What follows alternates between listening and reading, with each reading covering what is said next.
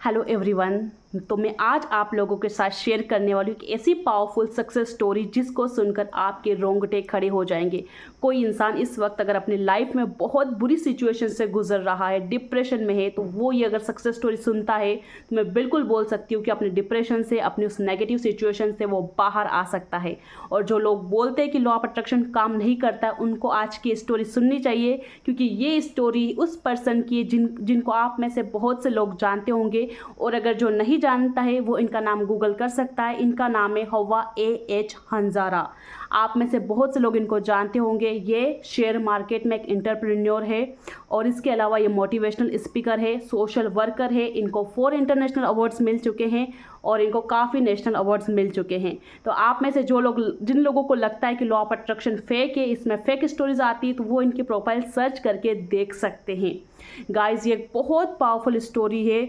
ये जो एच हंजारा एक बहुत गरीब परिवार में पैदा हुई थी। इनके मदर की कैंसर से डेथ हो गई थी, इनके ग्रैंड पेरेंट्स की डेथ हो गई, इनके पापा की डेथ हो गई, और कितनी गरीबी में इन्होंने इतना सक्सेसफुल बिजनेस खड़ा किया, कैसे इतनी ऊंचाइयों पे पहुंच गई। आइए जानते हैं इनकी स्टोरी। बहुत बहुत पावरफुल स्टोरी है। तो चलिए शुरू करते हैं।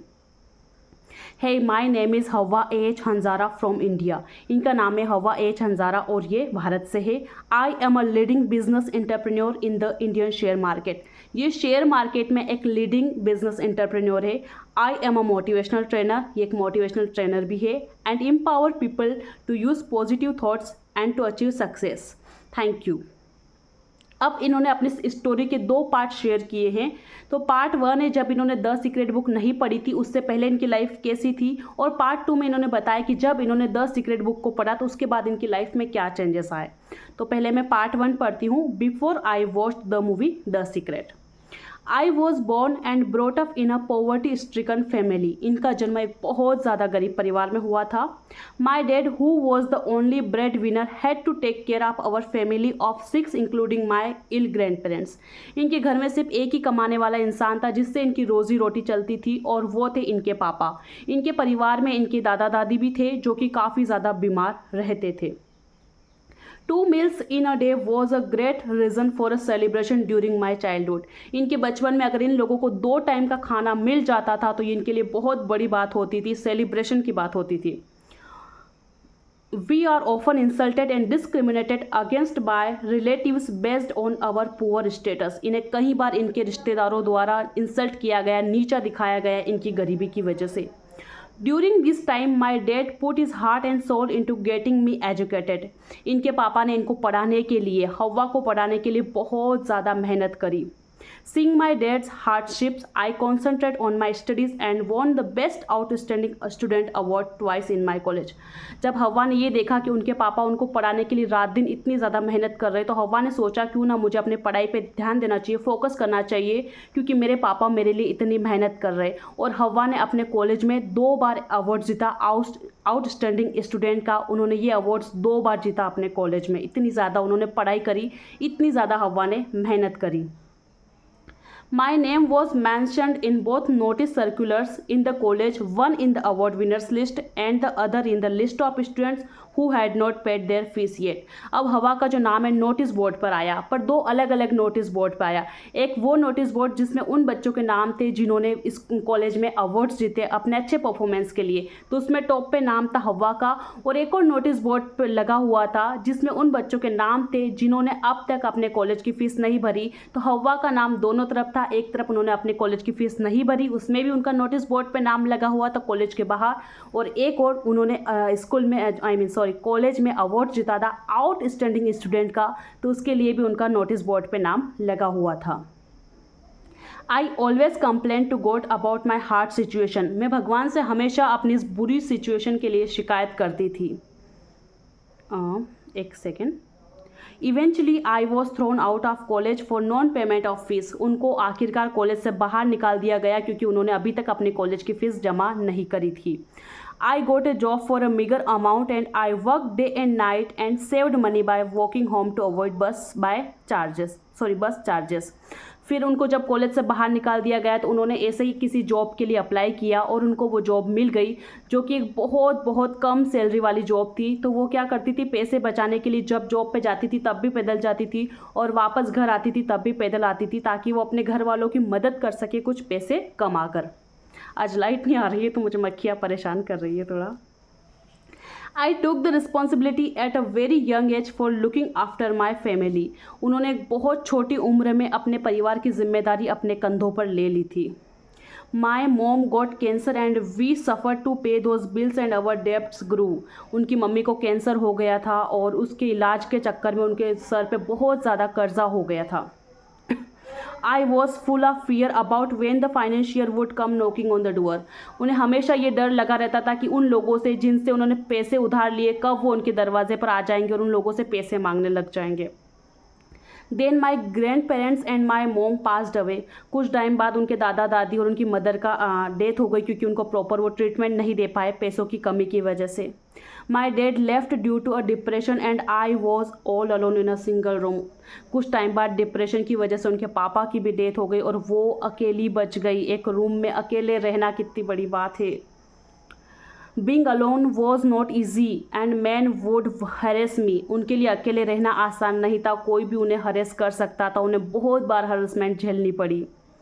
आई met with a tragic accident. इतना ही नहीं हुआ, उनके बाद उनका एक ट्रेजिक एक्सीडेंट तक हो गया हवा का। And was left bed return and paralysed and all my friends and relatives left me feeling I might ask for help. इतना कुछ हुआ उनके परिवार में। उनके दादा दादी की डेथ हो गई, उनकी मदर की कैंसर से डेथ हो गई, उनके पापा डिप्रेशन से चले गए। उसके बाद हवा का एक ट्रेजिक एक्सीडेंट हो गया, बहुत बुरा एक्सीडेंट हो गया और उस एक्सीडेंट में उनकी इतनी हालत ख़राब हो गई, वो बिस्तर पे ही आ गई, पूरी तरह से बेड रेस्ट पे आ गई और उनकी बॉडी जो है पैरालाइज्ड हो गई और उनको उनके सभी रिश्तेदार और दोस्त ने अकेला छोड़ दिया कि कहीं ऐसा नहीं हवा हमसे मदद मांग ले पैसों की या फिर किसी और तरह से। But there was a blessing in disguise. बस इतनी बुरी हालत में उन्हें एक ब्लेसिंग मिली, एक अच्छी चीज़ मिली। One person took care of me and did all my basic care. एक इंसान ने मेरा ध्यान रखा और मेरी सारी बेसिक केयर करी, यानी जो भी एक पेशेंट की जो बेसिक नीड होती है वो सब कुछ उन्होंने करी। यहाँ पर उन्होंने उस पर्सन का नाम तो नहीं बताया बट उन्होंने इतना मेंशन किया है।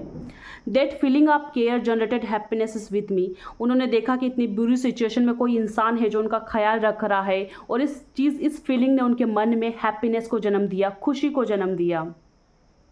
माई pulse was going down and the doctor said either I would die or if I lived I would never walk on my own. उनकी जो धड़कन है वो धीरे धीरे कम होती जा रही थी और डॉक्टर ने बोला कि शायद ये जिंदा नहीं रहे और अगर ये जिंदा बच भी गई है तो ये कभी चल नहीं पाएगी, क्योंकि उनकी बॉडी जो है पैरालाइज्ड हो चुकी थी, उन्हें लकवा मार गया था। तो डॉक्टर ने बोला शायद जहाँ तक ये बचे नहीं और अगर ये बच गई तो ये कभी खुद से चल नहीं पाएगी। One night I was shivering like hell and I fail that death was nearing. एक रात उनका शरीर बहुत ज़्यादा काँप रहा था और उन्होंने वो डेथ वाला एक्सपीरियंस महसूस किया कि उन्हें ऐसा लग रहा था जैसे अभी मेरी मौत होने वाली है। इतनी ज़्यादा उनका शरीर काँप रहा था, दर्द से इतना तड़प रहा था कि उन्हें लगा कि अब बस मेरी मौत मेरे पास में खड़ी, ऐसा उन्हें फील हुआ। So I conversed with God. तो उन्होंने भगवान से बात करने की कोशिश करी। I have always complained about something but when I met with an accident I realise that I had never thank you for good health before. उन्होंने भगवान से कहा कि मैंने भगवान हमेशा तुमसे शिकायत करी, हर चीज़ के लिए मैंने आपसे कंप्लेंट करी, आपने मुझे ये नहीं दिया, पैसा नहीं दिया, अच्छा घर नहीं दिया, वो नहीं दिया, बट मैंने आज तक कभी भी आपको अच्छी हेल्थ के लिए इससे पहले थैंक यू नहीं बोला कि उनके पास एक अच्छी हेल्थ तो थी, एटलीस्ट पैसा नहीं था, कुछ भी नहीं था, बट वो स्वस्थ थी और इस चीज़ के लिए मैंने आपको कभी थैंक यू नहीं बोला भगवान। If you give me a second chance to live. वो भगवान से कहती है अगर आपने मुझे दूसरा चांस दिया जीवित रहने का, I will be very grateful. मैं बहुत शुक्रगुजार रहूँगी आपकी। And will make you proud. और आपको गर्व महसूस करवाऊँगी। ये बात वो अपने मन ही मन में भगवान से कर रही है, यूनिवर्स से कर रही है। Miraculously my health recovered quickly. कुछ दिनों बाद उनकी हेल्थ में रिकवर होना शुरू हो गया जल्दी से। My health expenses had created a डेप्ट ऑफ 18 lakhs। उनके जो हेल्थ के ऊपर जो खर्चा हुआ, इतना ट्रेजिक एक्सीडेंट में 18 लाख का कर्जा उनके सर पे हो गया, क्योंकि बहुत बुरा उनका एक्सीडेंट हुआ था, वो पूरी तरह से पैरालाइज्ड हो गई थी और 18 लाख का उनके ऊपर कर्जा हो गया। I went to all the financiers and promised to pay back the money I owed and the confidence in my voice made them believed me. उसके बाद वो उन सभी लोगों के पास गई जिन्होंने उनसे कर्जा ले रखा था और उन्होंने उन सब से वादा किया कि मैं आप सबका पैसा वापस लौटाऊंगी, और उन्होंने उन लोगों से इतने कॉन्फिडेंस के साथ बोला कि मैं कमाकर आपका पैसा दूंगी कि सब लोगों ने उनकी बात पर भरोसा किया। किसकी बात पे? हवा की बात पे। अब देखते हैं आगे। देन इन 2014, अब बात आती है 2014 की।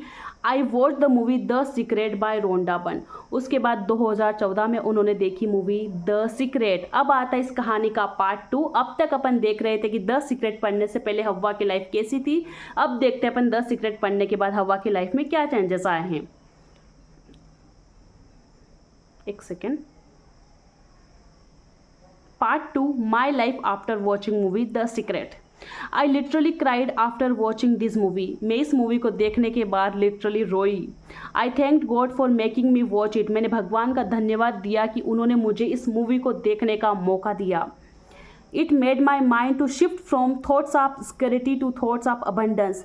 इस मूवी ने मेरे दिमाग को, जो भय उनके अंदर बैठा हुआ था, पैसे वाले लोग आ जाएंगे, ये हो जाएंगे, उससे चेंज करके मेरे दिमाग को कर दिया अबंडेंस की ओर, समृद्धि की ओर उनके दिमाग को इस मूवी ने शिफ्ट कर दिया। I felt so happy. मैं बहुत खुश महसूस करने लग गई। I held all the principle explained in the Secret started applying them in my life. उसके बाद उन्होंने उन सब प्रिंसिपल्स को जो द सीक्रेट में बताए गए थे, उन्होंने उनको अपनी रियल लाइफ में अप्लाई करना शुरू किया।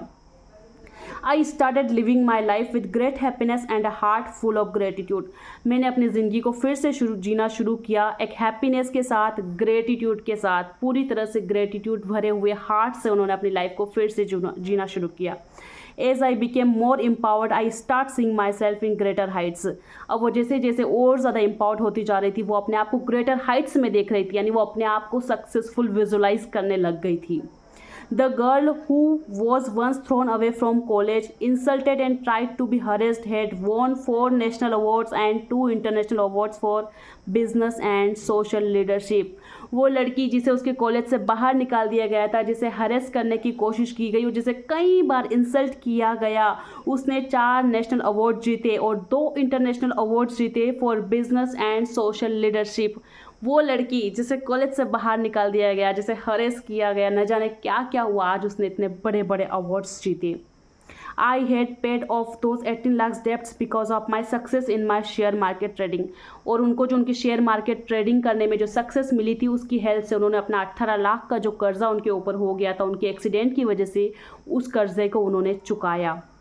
These are some of the awards and achievements I have received. अब वो बताती है कि उन्हें कौन कौन से अवार्ड्स और अचीवमेंट्स द सीक्रेट के बाद मिले। Won best empowered woman award in 2017। Hawa को 2017 में बेस्ट एम्पावर्ड वुमन का अवार्ड मिला। Winner of Zerodha 60 days challenge in Indian share market for being net profitable. इसके अलावा उनको ज़ेरोदा में 60 day challenge in Indian share market के लिए भी अवार्ड्स दिया गया। won Best Social Activist State Level Award by Tamil Nadu Union of Journalists for creating libraries and for socially backward students, volunteering in flood relief operation, rescuing kids from child trafficking and donating hair for cancer kids. उसके बाद उन्हें social activist के लिए award मिला। ये तमिलनाडु की union journalist ने उनको ये अवार्ड दिया। उन्होंने जो बच्चे थे जिनके कैंसर से बाल चले जाते तो उन्होंने अपने हेयर्स डोनेट्स किए, जो भी जहाँ पे बाढ़ आ जाती उनकी मदद करी, और बहुत सारे किड्स को रेस्क्यू करने में उन्होंने मदद करी। बहुत सारे सोशल काम उन्होंने किए, लाइब्रेरीज बनवाई स्टूडेंट्स के लिए। इसके लिए उनको ये अवार्ड्स दिया गया था, best social activist state level of award.